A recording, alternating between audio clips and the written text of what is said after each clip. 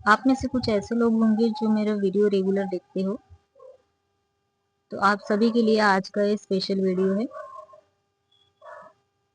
आज से पहले मैंने अपने चैनल पे इस तरह का वीडियो अपलोड नहीं किया है, लेकिन इस बार मैंने सोचा कि मेरे तरह और भी कुछ लोग होंगे जो अपना खुद का बिजनेस स्टार्ट करना चाहते हैं, तो उन सब लोगों के लिए मैंने ये वीडियो बनाया है। तो मैंने भी ज़ीरो से अपना काम स्टार्ट किया था, तो इसी के बारे में आज मैं आपको बताना चाहूँगी कि आप भी बिना किसी लागत के किस तरह से बिजनेस स्टार्ट कर सकते हो। मेरे पास सिर्फ एक मशीन थी, एक मशीन से ही मैंने अपना काम स्टार्ट किया है। तो इसी के बारे में आज का स्पेशल वीडियो होने वाला है, तो अंत तक बने रहे। अगर आपको कुछ सजेशन देने हैं तो आप हमारे इस वीडियो को देखने के बाद हमें कुछ और अपनी तरफ से टिप्स देना चाहे तो दे सकते हो। तो सिलाई का काम ऐसा है, अगर आप बेसिक से स्टार्ट करो तो आप एक दिन अपना अच्छा बिजनेस स्टार्ट कर सकते हो। तो मैंने स्टार्टिंग में क्या किया कि मुझे बिल्कुल भी सिलाई आती नहीं थी। मैंने बस 2 से ढाई महीने का ही कोर्स किया था। तो इस कोर्स के बीच में हमें बस इतना ही बताया था कि आप पेपर कटिंग किस तरह से कर सकते हो, पेपर कटिंग से ब्लाउज किस तरह से कर सकते हो। कटिंग का कुछ हिस्सा हमारा स्किप हो गया था, जैसे कि प्रिंसेस कट ब्लाउज तो हमें पता ही नहीं था। बस कटोरी ब्लाउज बेसिक और 4 डॉट ब्लाउज यही सब बातें हमें सिखाई गई थी। तो यही सब हमें थोड़ा बहुत पता था, लेकिन बाकी की कोई भी कटिंग पता नहीं थी। तो क्लास का कैसा था, मैंने बस 2 से ढाई महीने ही क्लास किया हुआ था। तो पहले से ही मुझे कुछ भी आइडिया नहीं था स्टिचिंग का, तो मैंने उतना इंटरेस्ट भी नहीं था मुझे। बाद में क्या हुआ कि मैं घर में रहने लगी शादी होने के बाद, तो फिर मैंने सोचा कि मेरे पास मशीन है तो चलो कुछ सिल के देखते हैं। तो मेरे पास कुछ नई साड़ियाँ भी थी, उनके ऊपर के ब्लाउज मैंने खुद ही स्टिच किए। तो मैंने क्या किया कि मैं यूट्यूब के वीडियो देखने लगी। यूट्यूब के वीडियो देखने के बाद मुझे लगा कि चलो खुद के भी ब्लाउज हम खुद से ही सिल के देखना चाहिए। तो जैसे जैसे जैसे हमारा साइज है 38, 39, 40 जो भी साइज है, उस साइज की अगर आप ब्लाउज की कटिंग किस तरह से करते हैं ये आप यूट्यूब पे सर्च करोगे तो आपको बहुत से वीडियोस मिल जाएंगे। तो वैसे ही मैंने अपने साइज के हिसाब से अपने ब्लाउज की कटिंग किस तरह से करते हैं ऐसा वीडियो यूट्यूब पे देखा। तो मुझे भी लगा चलो जैसे जिस तरह से कटिंग की जाती है हम भी करके देखते हैं। तो मैंने पहले सिंपल से जो ब्लाउज के पीस थे उनको कटिंग करके देखा। कटिंग करने के बाद कभी कभी क्या हो जाता है कि बहुत सी बातें हमें पता ही नहीं चलती कि आर्म होल कितना लेना चाहिए और ये चौथा हिस्सा मतलब क्या होता है। ये सब बातें, बहुत सी बातें रहती कटिंग में, तो ये सब बातें पता नहीं रहती।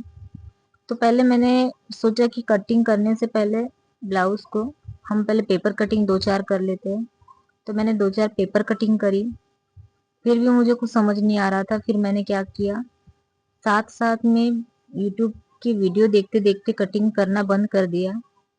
पहले मैंने एक बार पूरी तरीके से वीडियो को देखा, फिर समझा कि क्या है क्या नहीं है, क्योंकि मैंने जो क्लास की उस क्लास में डिटेल में बताया नहीं था, और बताया भी था तो मैं उस सीख नहीं पाई। बहुत सी छोटी छोटी बातें रहती ब्लाउज में जो डिटेल में सीखना जरूरी रहता है। पहले बार ही आप क्लास में चले गए और आप पूरा सीख गए ऐसा तो होता ही नहीं है। तो फिर मैंने यूट्यूब के वीडियोस को देखा, उसके बाद मैंने उनको समझ लिया। फिर मैंने एक नोटबुक में पूरा नोट कर लिया, उसके बाद अपने भी जो भी मेजरमेंट है उसको भी लिख लिया। और फिर उस वीडियो को चलाते चलाते ही मैंने अपने ब्लाउज का मेजरमेंट लेना चालू कर दिया। तो जिस तरह से कटिंग का वीडियो रहता है उस कटिंग के वीडियो को जहां से लाइन खींचने के लिए बोलता है वहीं से लाइन खींचना चालू कर दिया, जहां से मेजरमेंट लो बोलता है वहीं से मेजरमेंट लेना चालू कर दिया। तो इस तरीके से मैंने मेजरमेंट लेना सीखा।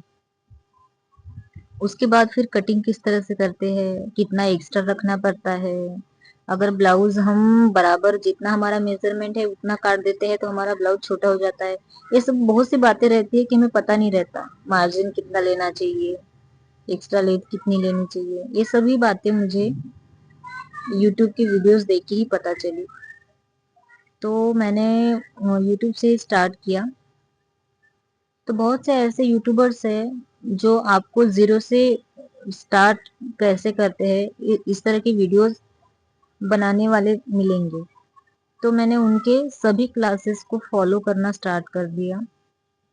तो रेगुलर मैं उनकी वीडियोस देखती थी कि आज हम क्या सीखने वाले हैं, हमने कल क्या सीखा, आगे क्या सीखने वाले हैं। ये सभी बातें जो डे बाय डे मैं अपने अपने साथ रेगुलर वो करने लगी।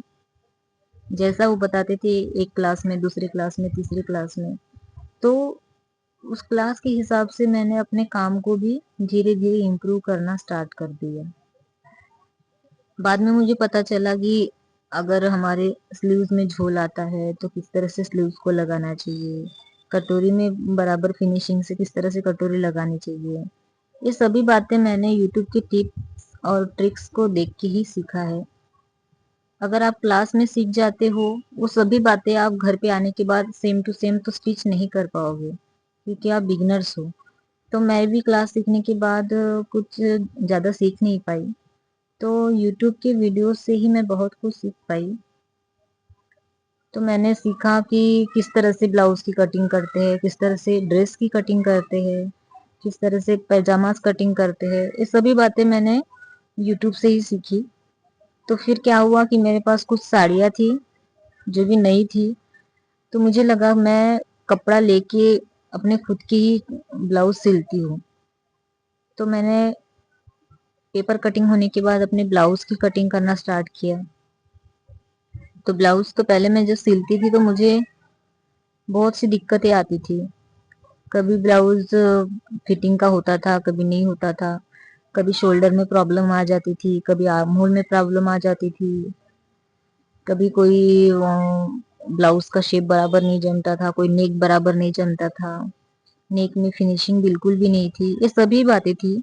लेकिन मैंने क्या किया कि मुझे पता था मुझे कहाँ कहाँ प्रॉब्लम हो रही है, कहाँ पे मेरी गलतियां हो रही है। तो इन सब बातों को मैंने ध्यान से और सीखना चालू किया। जैसे मुझे आर्म होल में प्रॉब्लम आ रही थी तो मैं उससे ही रिलेटेड वीडियोस देखना स्टार्ट करती थी। तो उससे अगर रिलेटेड वीडियोस देखती थी तो क्या होता है कि यूट्यूब पे बहुत से ऐसे लोग हैं, यूट्यूबर्स, जो हर तरह की वीडियोस बनाते हैं।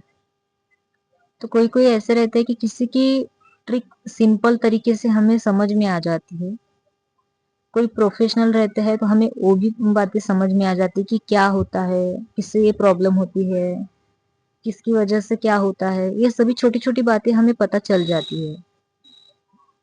तो मैं डेली काम होने के बाद अपना यूट्यूब देखती थी और उसी से मैं रेगुलर ब्लाउज की कटिंग करती थी। तो कटिंग तो मेरी हो गई, फिर मैंने स्टिचिंग पे ध्यान दिया। तो स्टिचिंग करते समय फिनिशिंग से किस तरह से हम हमारे स्लीव्स को रेडी करेंगे, हमारे कटोरी को, हमारे प्रिंसेस ब्लाउज को, इन सभी बातों को मैंने ध्यान दिया। तो मुझे पता चला कि जितनी आपके ब्लाउज में फिनिशिंग होगी उतना ही आपका ब्लाउज अच्छा दिखेगा और आप अपना खुद का काम भी स्टार्ट कर पाओगे। जब तक आपके काम में फिनिशिंग ही नहीं है तब तक आप अपना खुद का काम स्टार्ट ही नहीं कर पाओगे।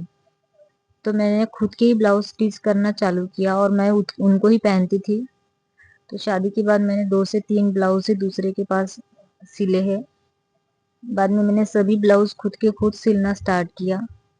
बहुत से ब्लाउज ऐसे थे जो जमे ही नहीं, बिगड़ गए या फिर आप ये बोल लो कि वो खराब ही हो गए। लेकिन मैंने उतना ध्यान नहीं दिया, मैं बोली चलो गलती होती है। तो गलती करते करते ही मैं सीख पाई हूँ। तो आज मैंने कम से कम 2.5-3 साल हो गए मैं कपड़े सिलना स्टार्ट करके। तो आज मैंने खुद का काम शुरू कर लिया। मैंने खुद का अपना एक शॉप